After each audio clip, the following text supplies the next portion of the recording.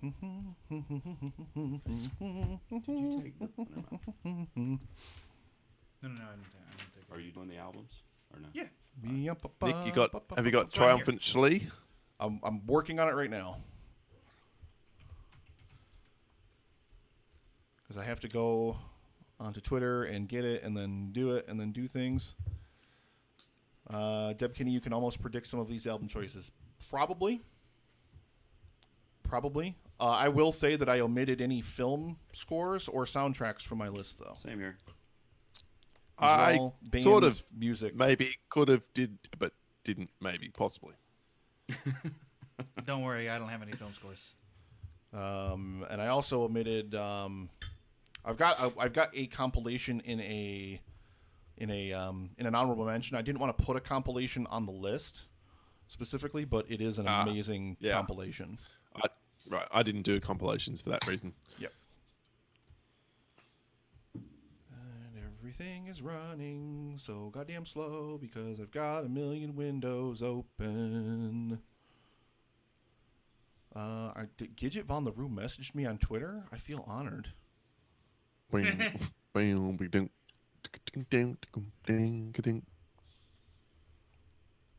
didn't see what it said though. Gidget. If you're in the fuck, I can't talk. If you're in the Twitch chat, that's what I wanted to say. If you're in the Twitch chat, you can just put it over there if you want to. Unless it was meant for my eyes only, in which case, I'll leave it later. Alan from Interrupted Tales, $10 donation. Who says that Post Malone charity stream was pretty good? Actually, it was. I will back that up. Yep. I didn't get to see it, so yeah, when he played Nirvana, right? Yeah, man, killed it. Very good. The drummer from Dan's group was there. Travis for that. Barker. Yeah, Travis Barker from Blink-182 did the drums on it. That's a great picture. Well played, Shlee. Well played. Did you see that, by the way? I don't like Post Malone. Yeah, but it's a Nirvana set, man. It's not Post Malone. Who does? I mean, He killed it. Nirvana's fine. yeah. See, the chat's Gerald, you have to remember he's a baby. He's a fucking baby. That's true. I'm That's 30. true. Doesn't. Yeah, you're a baby compared to us. Well, I'm See, sorry, Mommy, Mr. it's like you 900-year-old man. No, that's me. Yeah, it's That's like me. you're talking to a 15-year-old now. They're babies. Whoa, Sean Ennis dropping bombs, and I do not agree, Sean. We'll find out whether I agree with Sean or not before the end of this. Oh Lord. I'm kind of. Wait, why are we letting Dan on the air to do this? It's just going to be a list of Blink-182 It's actually albums. not. Oh, okay, good. You branched out. No, I Number know. 5, All the Small Things. Number 4, That is a All the song. Small We're doing Things. albums, I know. or at least I hope so.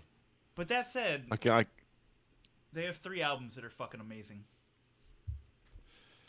Okay. my fantasy footy crew met Post Malone at a Perth pub on Anzac Day last year. And apparently he wasn't as big a dickhead as you might think. Well, I'm not a huge fan of his. There's a couple of songs I like, but seeing that set that he did a few weeks ago, I'm like, I like this dude. Why was he wearing a muumuu? Why it was aren't you marrying a muumuu? It was a tribute to Kurt when he played Wembley. He wore a dress. Oh, did he wear a muumuu? Okay. Yeah. Mhm. Right. Okay. Let's see. Travis Barker crashed at my local airport. Oh, yikes. Is that big? Was it the crash, Michelle?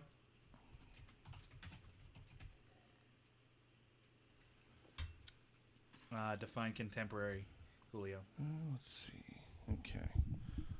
So yeah, the chat was nailing it over here. So yes, if I were putting film scores or musical albums on the list, then yes, Les Mis and Hairspray would both definitely make the list. Obviously, this is me we're talking about, so we all definitely know that that's true. But no, I omitted them intentionally because I wanted to do actual bands. But so yeah, so shall we, gentlemen, get cracking along? Shall we get cracking along into our lists here? So Dan, you haven't been hanging out with us here yet, so why don't you kick us off with your number 5, my friend? Okay. I've been running through this really quick. I'm gonna go. This is from a band called Say Anything. It's their 2004 album Is a Real Boy. Good album. Oh, that's right. You are aware of Say Anything. God, thank God. I'm too someone old. understands. They're like this alt punky kind of band. Max Bemis is a fucking tremendous vocalist, but like they're really, I wouldn't say wall of sound, but like very rhythmic. The lyrics are really catchy and really well thought out. I don't know. I just love it. Man alive. Also, there's a song on there called "Wow, I Can Get Sexual Too," which is And you guys over there in the chat, make sure that you let us know exactly, some of your favorite albums, and we'll make sure to shout you guys out as we go through here through the chat. But that noise you made, Dan, was that like good for playing basketball too? that one. Sure. Yeah. That's And also then the sound that Ashley's come on, making Dan. in her photo. oh my! Y'all are gonna make me defend my queen here in a minute. Is he gonna tweet T Swift at us? God in heaven! Oh yeah, we're getting 5 T-Swifts. You Get know, ready. we're not getting out in the next 44 minutes. We're not hearing about Taylor Swift. Let's face it. Oh my lord! Go ahead, Gerald. You're number 5, buddy. All right. Well, look. First of all, I do love Taylor. Dan. Hashtag die Dan. I just haven't listened to any of her albums. And then I saw Julio. He thought you were going to scoop up T Swift. Fuck no. So I didn't put Taylor in my top 5, but she would be my top 10 with an album called 1989. But in my top 5, there are some albums that go way, way back before that. So first, we were talking about 2000 movies earlier. So from the year 2000, I thought it only fitting. My favorite Deftones album is White Pony. So that is my number 5 album of all time. Anybody that knows Deftones, it's hard rock, but it's also experimental rock, especially with this album. They really started doing different things, and their sound really shifted from what we were used to. And now it's incorporated to all the stuff they've done since then, and it's really, really cool. White Pony, if you like that kind of hard industrial rock, you need to look it up. It's a great album. That's the best comment over in the chat. Major Dumperoy, I had no clue that Gerald was a Swiftie. He never talks really? about it. I've never heard it. No, he's being sarcastic, Gerald. Oh, I am too. Oh, my Lord in heaven. Where's Justin at? He's a Deftones fan. Justin's floating around over there in the chat. Yeah. Justin's gonna like my list. I can call it. All right. Donate to stop Gerald talking about Swifty. Oh, I like it. Oh, Swift. Here comes $1,000 for me. Yep. You guys. I will go into debt to shut Gerald up. Now, what if Taylor tweets out the Twitch stream and you guys have 1 million I feel views like tomorrow? Dan's I'll over be a here. hero. Dan's over here signing up for a new credit card so he could make a huge donation. Oh my Ignore Lord. my credit score. Please give me another credit card. So let me see. Let's go with Paul. Paul, I'm curious to hear your number 5, and then I'll finish out the round and we'll wrap back around. Well, you did call it that it could easily be 5 Muse albums. So my number 5 is a Muse album. It's my favorite Muse album. It's the one that got me into them way back, in 2003. But I probably got into it sort of 2004, 2005, if I'm really honest. I'm talking about Absolution, their 3rd album. Hell yeah. Muse being this sort of, I don't know what it is about this album. There's not really a bad track on it, and it's got a couple of my absolute favorites. Time Is Running Out being one that's a big anthem that they do in most of their concerts. Hysteria, another incredibly awesome film, especially to drive fast to film. Mhm. So I'm doing a Wayne song. But then there's a song which they don't play ever, which is probably my favorite song off the album. And I went through this huge breakup in 2005. This album's kind of the soundtrack for me to that breakup because I was just getting into them, and Falling Away With You became the song that kind of encapsulated the end of that relationship for me. So when I hear it, it's this bittersweet kind of, man, I was in such pain, but also at the same time, it represents this new direction in my life and I'm in a much better place, I think, than I would have possibly been had I stayed the other course, so to speak. So it has that personal connection. And then on top of that, just has some banging tunes. And I can put that album on, and at least up until track 10, I probably can skip 11, 12, but the first 10 tracks are all awesome, and I love them. Yeah, absolutely. Great album. And Dan mentioned it over in the chat, but yeah, same for me. If this were a top 5 songs list, Knights of Sidonia would absolutely be on that Oh, list because 100%. holy fuck, that song is just so banging. But yeah, great pick, Paul. Great pick. I mean, I basically, so I'm gonna spoil it. I didn't put any Muse albums specifically in my top 5 because I can't pick one out of so many of them to put in there, so they're like all honorable mentions for me, like just because I love Muse just way too much. I couldn't I couldn't pick between like any specific album though. It was too hard for me. It was too hard. Fair. I think they've probably only had one dud album. Really, I don't really like the one 3 albums ago is not my fave. The new one, which no one talks about, I really like that album. So Is it the Simulation Resistance Theory or the Second Law? No, Resistance I love. Second Law I don't love that much. I was going to say I know you must. And then the next you one have to love Resistance. Then the next one's great because I can't remember off the top of my head. Yeah. The one with Psycho and whatever else on it. But the latest one, I think it's is it called Stimulation Theory? I can't remember. Or Simulation Theory. It's fucking great. The first track sounds like it comes straight out of Stranger Things. So Yeah. Yes, Simulation Theory. Thank you, Heather. Oh, there you go. Justin's finally caught on. Is going off about White Pony. There you are. So there you go, G. Yeah, I was hoping he heard that pick. All right. So let us crack on Thank here. you. Thank you, My Melissa, number for 5. your So comment. this is this is, guys, just going back to my youth, with hanging out with my friends and all my. I think I'll probably say this, but I'll definitely say it. All my albums definitely mean something to me at a different period in time in my life. So with that said, my number 5 is Bloodhound Gang's One Fierce Beer Coaster. Is that the one with all the big singles on it? Yeah, probably. I guess. I think. I don't know if. I mean, it's got Kiss Me Where It Smells Funny. Yep. It's got Firewater Bird. It's got fire. Lift Your Head Up High and Blow Your Brains Out. It's got I Wish I Was Queer So I Could Get Chicks. Like, I mean, this was like literally the party soundtrack, guys, of every party I went to and had when I was in my teens and like early 20s with my friends. Like, literally, we all put this album on and we just blared it and like sang along every single song, like literally the whole time. It just an amazing album from literally front to back. I absolutely love the Bloodhound Gang anyway. And this doesn't have my favorite Bloodhound Gang song of all time on it, which is The Lap Dance Is So Much Better When the Stripper Is Crying. But it's still a really, really great album, and that's why it's my number 5. Yep. Good comedic album. Or at least, I don't know about the album, but the songs. Yeah, oh man, just so many amazing songs. So yeah, that is it. My number 5. So we're back to Big Dan.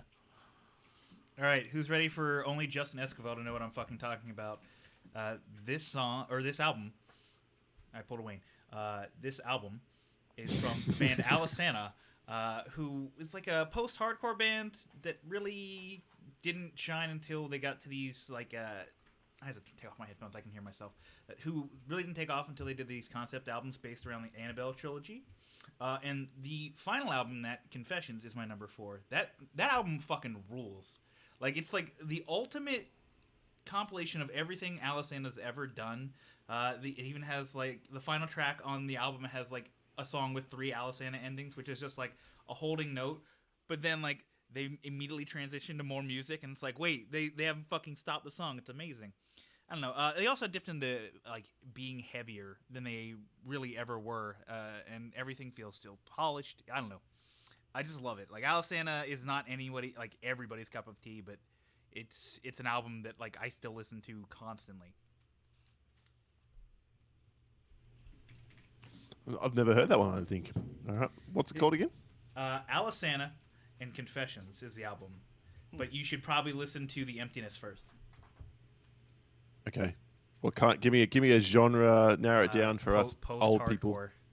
Oh God, screamo. Okay, you lost me. I'm too old for that shit.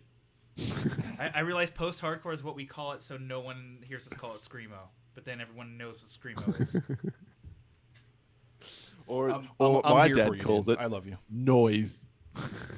Oh no, it's so good. So over to the Big G, your number 4.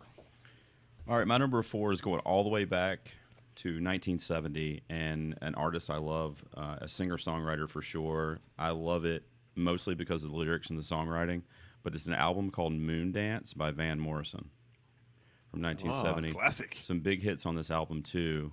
The title track, Moon Dance. He also had Crazy Love on there. And It Stoned Me. Into the Mystic is one of my favorite songs of all time. Spoiler alert for some of my patrons that might be listening right now on an upcoming G-Tunes episode. But yeah, I love Van Morrison. His songwriting is out of this world. He was really the first person to kind of mix rock and folk and jazz all together. He brings in different elements and different instruments that we weren't used to in rock and roll, and was really put out some great stuff in the 1970s and 80s. But I think Moondance is his best album, and it's my number 4. Very nice. Very nice. Very, very, very nice. And Paulie, you're number 4. Okay, so this one is my kind of pseudo score album, but it's kind of a cheat as well because it's a live album, and it's from one of the best 3 concerts I've ever been to in my entire life. It's Hans Zimmer live in Prague, because I got to see Hans Zimmer live in Perth, and it was fucking phenomenal. And playing not all, he missed out on the Backdraft, my favorite tune of his, but other than the Backdraft, a score just nails every fucking tune that you can imagine from his back catalogue of things that you love. Name these best soundtracks, he does a track off it, and usually the best track from it as well, including even from The Dark Knight, Like a Dog Chasing Cars, which is one of my favorite pieces of orchestral music ever put together. It's certainly my favorite score. And when you hear that replicated live, like if you download the album or a track off it, you'll think, yeah, they've processed that, they've mixed it together to make it sound better than it was. Nope. It is exactly as good as that, almost to the note from when I heard it live in a actual venue. It was jaw-droppingly amazing. And even when I watched it again last year on Netflix, because it's over here on Australian Netflix, it was still another 5-star experience for me. It's phenomenal. That's why it's my number 4. So we got a quick donation in there from Paul Chomo from the Varmints Podcast, $24.45. He rounded us up to $5,600 even. We are at 56% of our goal. Boy. And he said, is that enough to get Gerald to stop talking about Taylor Swift for the rest of the live stream for The Cure? No, that's not. No. We got to keep going, guys. When we get to 10, Well I played, Paul. might My stop Lord. talking So about my number 4, just to crack on here, is, and this is a definite shout out to my co-host over in the chat, because I know he is going to absolutely love this pick. This was the soundtrack of a young 20-something, mid-20-something Nick's life, and one of my absolute favorite metal albums of all time from the greatest metal band of all time, motherfucking Pantera. Vulgar Display of Power is my number 4. And this is, if you're familiar with Pantera, this is the album with Walk on it. Fucking Hostile is on this album. But 2 songs that are pigeonholed in the back part of the album, Live in a Hole, which is a song that I really, really love, and then an amazing, just really kind of actually touching song, Hollow, at the end of it. Just, man, what an album. And like I said, just absolutely, it broke my heart. It absolutely shattered me when Dime got shot, because I wanted so badly to see, like, it was one of my bucket list things to see Pantera in concert someday, whenever, Phil got his head out of his ass and they got back together. But yeah, man, Vulgar Display of Power, baby. Pantera, my number 4. Let's go, man. Rock and roll. So we're on to Daniel. Daniel's number 3. All right, this band is a little bit more popular than Alisana, but regardless, they're not super popular either. This is Dance Gavin Dance, their debut album, Downtown Battle Mountain.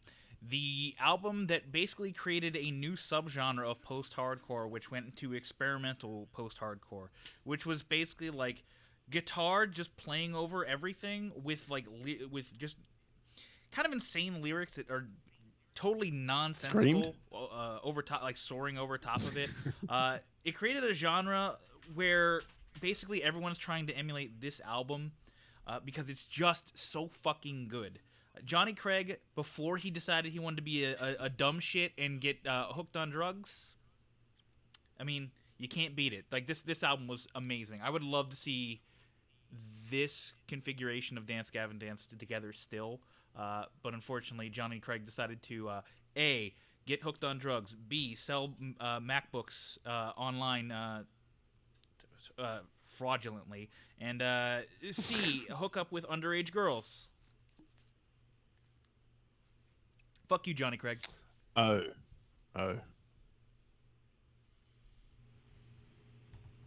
Yes. Gerald, number 3. All right. No comment. Moving on. My number 3 is a classic, and it might actually be crossover with somebody or multiple people. I'm not sure, but it's Michael Jackson's Thriller. This album changed music. I mean, let's be honest. It's I'm being laughed at, I think. No, I'm not sure. Nick. Oh, okay. Yeah, I mean, Michael Dan Jackson's knows my Thriller, disdain for Michael Jackson. but Billie Jean.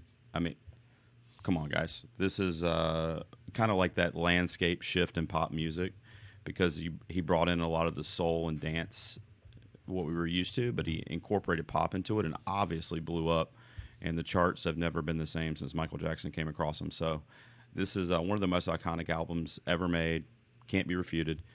Whether you like it or not, you can't refute that. And when I got my daughter a record player for Christmas a few years ago, this was the first vinyl that I bought her, was Michael Jackson's Thriller. So it's one of my faves, man. That's high praise indeed. If you're subjecting your children to it with a high hope that they'll actually enjoy it as well. Mm-hmm. Normally, when I subject my daughter to anything, I'm just waiting for the 4 out of 10. Change it. Right. So, yep. Any other fans of MJ? I know Nick loves him. Nope. I'm tepid on him, but I do. I like him. I know we try hard to separate the music from the person. I just don't Mm-hmm. like the person very much.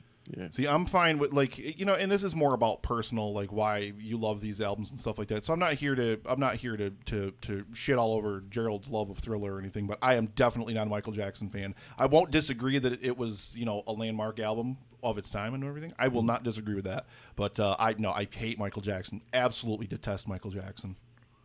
Hey, your One of the partner, best, drop it in videos. the chat. Yeah, he loves it. Best pop album of all He time. dropped some love in there for that, but I don't get any love for Pantera, Justin. Fuck you. One of the best videos ever made, music videos ever made. Oh, Thriller. absolutely. Yeah, John Landis. That was like a movie, bro. That was like the first horror movie I saw. What was the really. first one? Yeah. Yeah, it was like the first one they ever did that, I think. Yes, Loy Sauce. Imagine having an opinion. Fuck. Literally fuck yourself. Jesus Christ. God damn.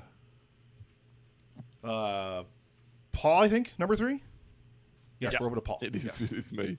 My number 3, someone in the chat just said someone's concert got cancelled they were going to see because of coronavirus. My number 3 is a band, or from a band that I was going to see like a week ago, and obviously it was canned because of COVID. It's been rescheduled for April or March next year, so hopefully things will be improved by then, although I'm not holding my breath. It is Faith No More, and arguably my favorite band of all time in terms of how much of an impact they had on me. And I'm not going with the one that everyone sort of cottoned onto. If you're Gerald of my age, of course, Dan was merely a glint in the milkman's eye when this particular album came out. But, well, sorry, the one that I'm referring to came out. But their follow-up album, Angel Dust, which is nowhere near as well known as can't remember the name of the one that came before it, but the one that had Epic and Falling to Pieces and all those kinds of songs on it. I think it was self-titled. Angel Dust for if I'm not me. mistaken. Was it? I it thought it was, but I have a feeling it was called something like maybe End of the World. I could be making that up. I don't know. That's a track off it. But Angel Dust is just the song of my sort of graduation, or the album of my graduation from high school. It was right around the same time as Nirvana, Smells Like Teen Spirit and all the rest of that. So all that sort of meshed in together. But this is the band and the album that I probably listen to the most. You know how you sort of play over an album over and over and over and over and over and over again, and then you finally get tired of it and move on. This one must have taken me 18 months to get tired of. I just found a new track that really did it for me, and I would listen to the whole album to get to that track. And then there's one little story to wrap this up. When we're having a lot of parties, as you do around that 17, 18 time, had a party at my house one night, and one of my mates got way too drunk and fell asleep on my brother's bed when he was obviously out of the house way too early in the night. So I had this weird old sort of boombox CD player which had a play repeat function on it. So we walked in there and they did a cover of the Midnight Cowboy theme song on this album, which is the last sort of hidden track. Stuck it in the room, plugged it in, press play, repeat that song all night. And he was just drunk enough to register it, but too drunk to get up and turn it off. And to this day, that song makes him feel sick. Nice. Special place in my heart. Angel Dust from Faith No More. Oh my God! Oh, very, very, very, very nice. Oh yeah, and I should mention, as Major Jumperoo has Mike Patton's vocals, just phenomenal. The man has a range which is maybe, and Major Jumperoo said, better than Freddie Mercury. Not far away, I would totally argue. I was going to say, Paul, real quick, the debut album was called The Real Thing. Ah, thank you. That is a track off the album, but not End of the World. And Angel Dust is awesome, man. Do you remember the track Be Aggressive where it had the cheerleaders doing the cheer? I used to love that song, dude. Be aggressive. Yeah. Good pick, man. B-E-A-G-G. There you go. There's the singing.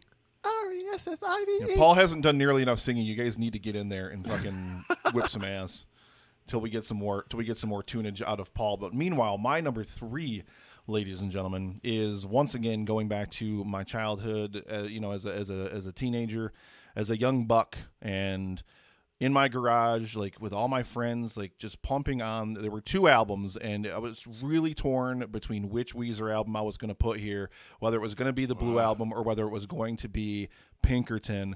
I decided to go with Pinkerton just because I think I just edge it slightly. Even though, we were in my garage hanging out, and of course the Blue Album has In My Garage on it, but Pinkerton, just a banging album, literally banging album, from beginning to end. Tired of Sex, man.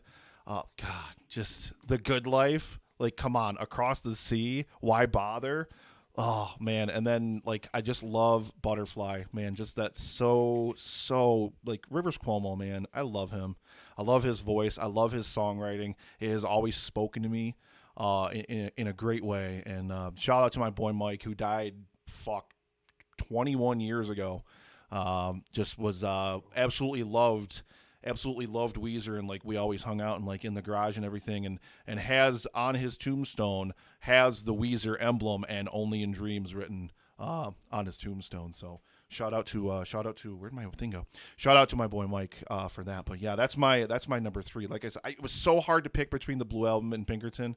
If I felt like cheating, I would, but I won't. I'll just put Pinkerton in here. That's my number 3. Solid, very solid. And then Daniel, we're up to top 2s now, ladies and gentlemen. Top 2s. From Under the Cork Tree, from Fall Out Boy. Big shock, everybody. Dan likes pop punk music. This is their breakout album back in 2005. This actually brought on the second wave of pop punk, because before this you had Blink, not Weezer, Yellow Card, and then Fall Out Boy continued it going, and then it brought on that new wave of All Time Low, Story So Far, Knuckle Puck, all bands none of you people have ever fucking heard of, because pop punk is too good for you people. But I don't know. Dance Dance is probably one of my favorite songs off the album, mainly because I can play the bass line. That bass line is a kicker. But I don't know. Fall Out Boy is just so good. I've only seen them once in concert, and that was on my number 1 album of all time, this band's reunion tour. And unfortunately, I only caught the tail end of their set because I got in a car accident because someone's a fucking dipshit. So there was that. Hooray. Yes, Justin, I know you have. This is why I wanted you on, because I need validation. Drew's a fan as well. Drew's from Bakersfield. Yep. Which is Corn Country. Well, it's also Western California, which is where pop punk is from, basically. Now we're all just getting into a war in the chat. Yeah. What is happening? I'm loving it so much. Now we're all just starting to throw. We're throwing worst band shade and hate shade for band in the chat. That was you, Alright. Nick. You said you hated Stone Temple Pilots. I thought it was Justin. Sorry. Oh no, that was me. Like a Fuck couple you. of their tracks, a That's- couple of their tunes, like back when I was a teenager, like they were all right, and I kind of liked them or whatever. But no, hate them. STP's I great, hate man. them now. I hate them now, and I've seen a lot of love getting thrown around for "Jagged Little Pill" by Atlantis in the chat. Absolutely banging album. nice. Absolutely banging album. She is an amazing songwriter. I absolutely love her. Absolutely love her. And yeah, I started trashing Pearl Jam over in the comments, so I'm gonna turn my microphone back down. And we'll go with Big G for your number All two. right. So my number 2 is Thanks, a Dan. Never hybrid heard your album, album that was really revolutionary and, in my opinion, has not been matched since. But it's the Beastie Boys' "License to Ill" is my runner-up. This is an album that's rock. This is an album that's rap. And these three dudes from New York just did what they wanted to do, and they were on the Def Jam label, which was, they were obviously different from everything else that was on there, but they didn't care. They play their own instruments, they write their own rhymes, and they, again, much like my Thriller pick, it really revolutionized the landscape of music, in my opinion. There's a couple Beastie Boys albums that I would probably throw on before this one if I was like just wanting to listen to a Beastie's album, but I think "License to Ill" is easily the most revolutionary, and I love them so much. So that's my runner-up. Can you give us what are some of the tracks off that particular one? That's "Fight for Your Right" is a big one. "Brass Monkey" is pretty big. "Paul Revere" is probably my favorite because it's like just a really cool story. "Girls" is on that album. "No Sleep Till Brooklyn." It's a really cool rock rap album. It's a little bit of both. It's like 50-50-50. All right. Yep. I've heard most of those songs. No, Beastie Boys were just a whole different genre, really. Like you say, bringing rap and rock together in a way that I hadn't heard before at that age. So, yeah. Yeah, and Justin has a good point. I haven't seen it yet because I don't have Apple TV, but there's a new documentary on there about the Beastie Boys that I heard is amazing. Nice. So Paul, your number 2. We'll see what this kind of reaction this one kind of gets. But my number 2 is the last band I saw in concert before COVID hit, or from the last band I heard. But it's the album that got me into them. And it's probably contains my most played track of all time, even today, literally today.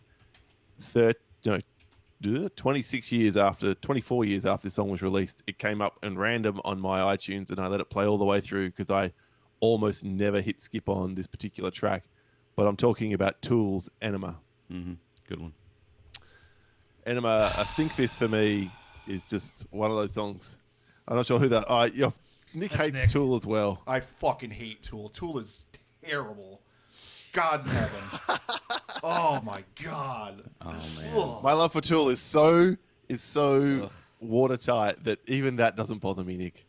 So If Paul you can't really get in wanted to here. punish me, he would make me watch The Mist while listening to Tool. Like it'd be like the 1-2 punch of just absolutely punishing me.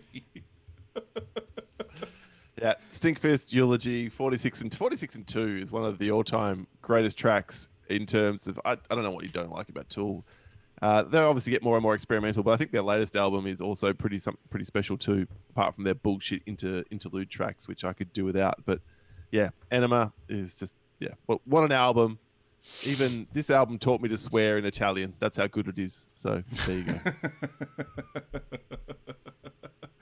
Pezzo di merda, Nick. Pezzo di merda. I love you, Paul. My number two, and Deb Kinney called it over in the chat. She knew that one of these was going to be popping up eventually in here. And again, this was a really, really tough choice between this and its follow-up album. Well, the only real follow-up album to it, let's be honest. There were other albums between them. But it is Meatloaf's original Bad Out of Hell, baby. Meatloaf.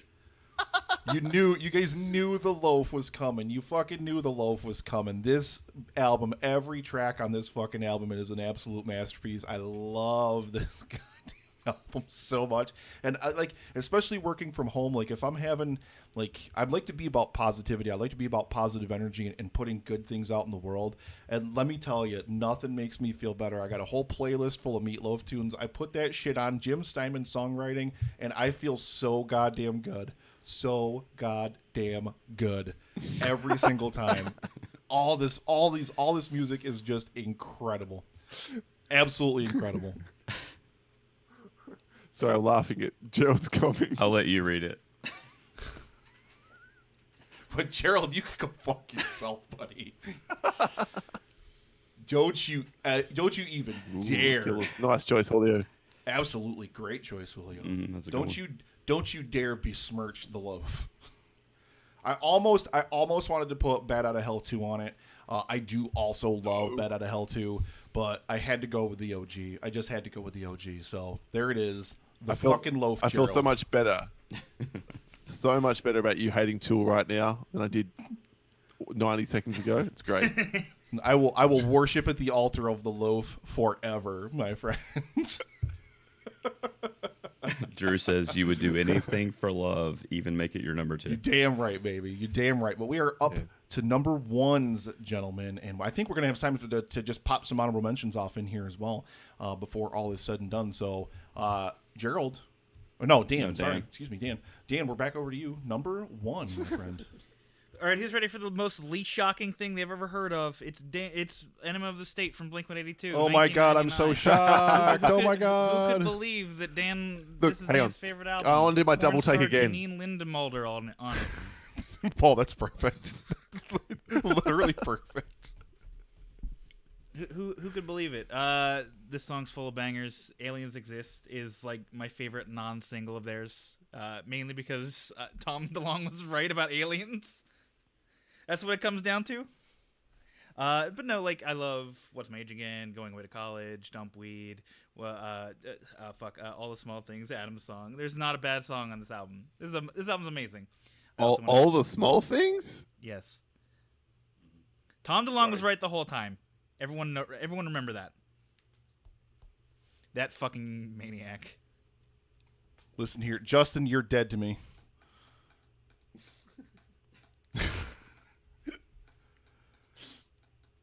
My personal favorite is What's My Age Again, Loy Sauce, because that describes me perfectly. All the Small Things is a perfect song, Loy Sauce says. So there you go. So absolutely no one is shocked. Unless they don't know me. Unless they don't know Dan. But even if you kind of just sort of casually know Dan, that's absolutely the most obvious number 1 of all time. So Gerald, my boy, what you got over there rocking for your number 1? I'm going to also be not shocking, although the album choice might be a shock. I don't know. But I'm going to pick Nirvana's MTV's Unplugged in New York. In my opinion, a perfect live album.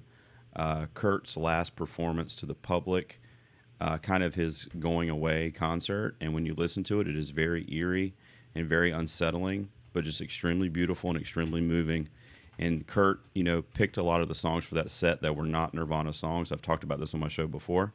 But anytime I want to just feel, and music does make me feel, and probably a lot of people in the chat and us, this album makes me feel things. If I put my headphones on and I listen to it, and I go back to what he must have been going through, because we know what happened 6 months later, is just a tremendous, got to be one of the best concerts ever performed, definitely under the Unplugged umbrella. So Nirvana's Unplugged, my number 1.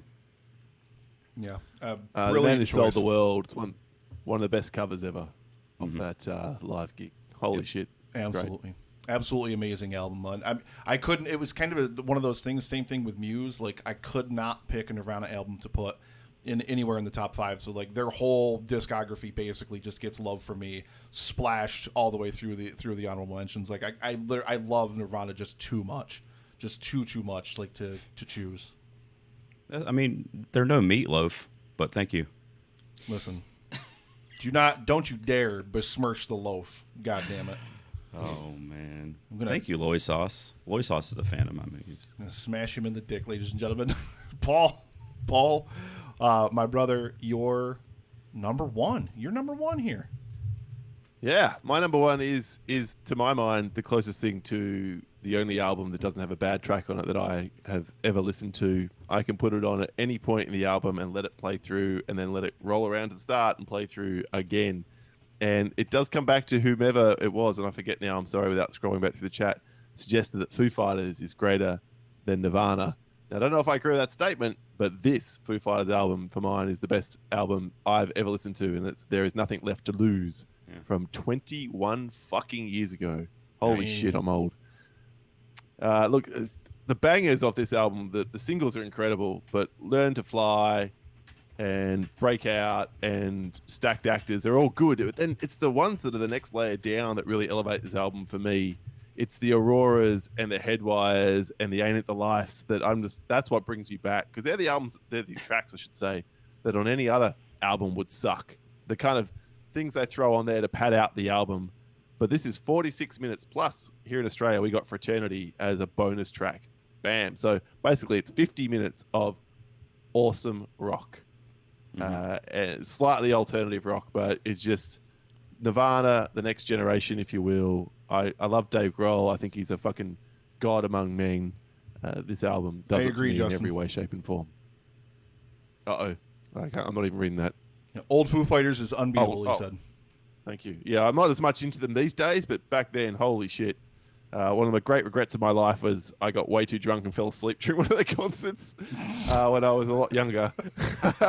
And then they retoured again about 6 or 7 years ago, and I got to right that wrong, and it was a great moment in my life. Very nice. So Paul's number one. So that brings it to me, my number one, and then we're going to crack into some honorable mentions and stuff here really quick. But my number one should also come as no surprise to anyone who knows me, because I have often referred to it as absolutely the best album ever written, and it is The Black Parade from My Chemical Romance. Literally from absolute beginning to end. It's just... Again, this album came out at a time I was supposed to see them live in concert when this album came out, and I went to the venue with my then girlfriend at the time, and they had food poisoning and had to cancel the show, and I never got a chance to see them after that, which unfortunately just broke my heart. So, but this came out at a time in my life when I talked about him yesterday at the start of the stream, but my friend Jake passed away from cancer. This album came out like right around that time and is kind of like in that vein of, dealing with death and loss and all those different things. This absolutely from beginning to end. Even, Teenagers, I don't like Teenagers. I don't like that song specifically, but the rest of that album is just legitimate perfection all the fucking way through. Absolutely adore that album. Absolutely adore it. So that's my number one. So I guess we should crack on really quickly here, just because we got to wrap on Paul here. Finally, getting his ass the fuck out of here. Daniel, you keep looking at me tellingly. Yeah, eventually. I'm going to do my honorable mentions, and then I'm going to need you to turn me down because Duck is in the green room. Okay, cool. So Dan's honorable... Oh, Julio from the Contrarians. $10 in honor of Counting Crows, motherfuckers. These no one's going to... There you go. Okay. So, yeah, Dan, the one that your has honorable Mr. mentions Jones on it? first. All right, so we have the other two Blink-182 albums I love, which are Take Off Your Pants and Jacket, and then their Untitled album. It's Untitled, motherfuckers. Also, The Story So Far, their third album, their self-titled album. No, I think Justin may have heard of them, but they're like that new school pop punk. I love them, although their lead singer Parker is kind of an asshole. And then Paramore's Riot, because Paramore is real good. Yes, they are. That's it. So, all right, Big G, honorables. Well, you guys know how I round up my top 10, right? You do what now? so round it out. What are you waiting for? All right, so The Cure's Disintegration from 1989. Love The Cure. Madman Across the Water by Elton John would be my top 10. I already mentioned Taylor Swift's 1989 album. And I can't believe Julio said this, but my number 9 would be August and Everything After. So we're eye to eye there, Julio. Amazing album by the Counting Crows. And then my number 10 would be Korn's self-titled album from 94. So the Velvet Drizzle donated $10 and says, Paul wins for the Foo Fighters. Nobody mentioned any Metallica. Well, I love Metallica, but I don't necessarily rate them as high as a lot of other people, so I wouldn't put any of their albums. I mean, they have a lot of good albums, like really good albums that I really enjoy, but I don't rate them the way a lot of other people do. But Paul, your animals. Yeah. Well, all right. I'll do it then. The Black album from Metallica. I know people think that they sold out at that point, but Unforgiven, Enter Sandman, even Of Wolf and Man. If I were going to pick track one, off that album, that would be it, I think.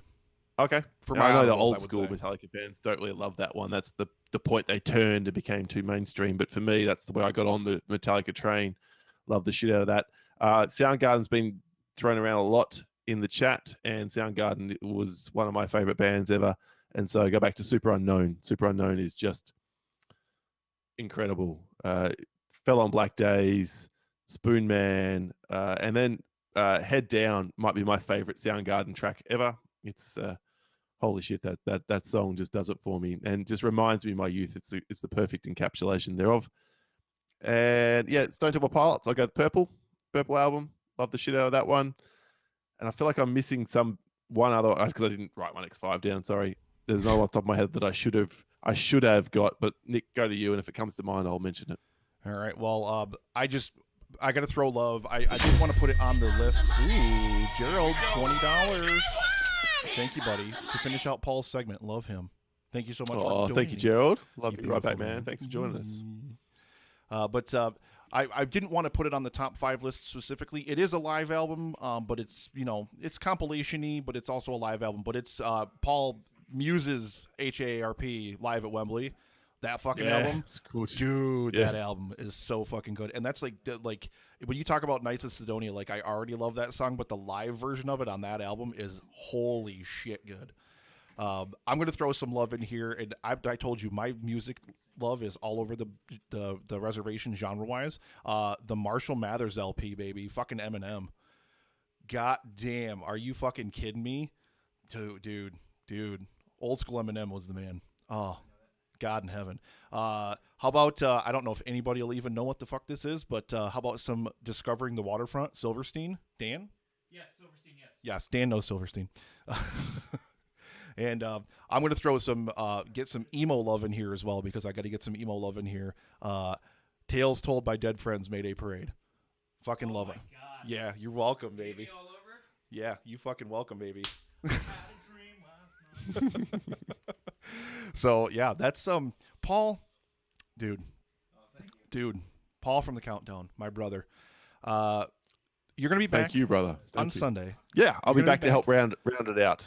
So that's gonna be absolutely amazing. We can't wait to be joined by you once again. But let our audience know, if anybody's watching that doesn't know who Paul is, hang on a minute. Drew Hallam, ladies and gentlemen, $10. Some love for all the tunes. Thank you so much, Drew Hallam. We're at 56.5% of our way to the goal. Pretty damn good. And we got a whole rest of today, all of tomorrow, and then Sunday, right? So because you did a kind of launch thing Wednesday, so it kind of threw me a little bit. I'm like, oh, we're halfway through day 3. Oh, but no, we're actually into we are day 2, yeah? right into the beginning of day 2. But I thank you so much for setting aside a good portion of your evening to be here. You know I absolutely love you. You're amazing. You're just... and if you guys haven't listened yet, we just did. He sat down with me and we recorded a nice retrospective of Braveheart on his 25th anniversary. And it was a really, really, really great discussion. So, Paul, I love you, brother. Thank you so much for not only being a fan of the show, not only being here on the event, but also just for being an amazing dude, because you're amazing and we love you.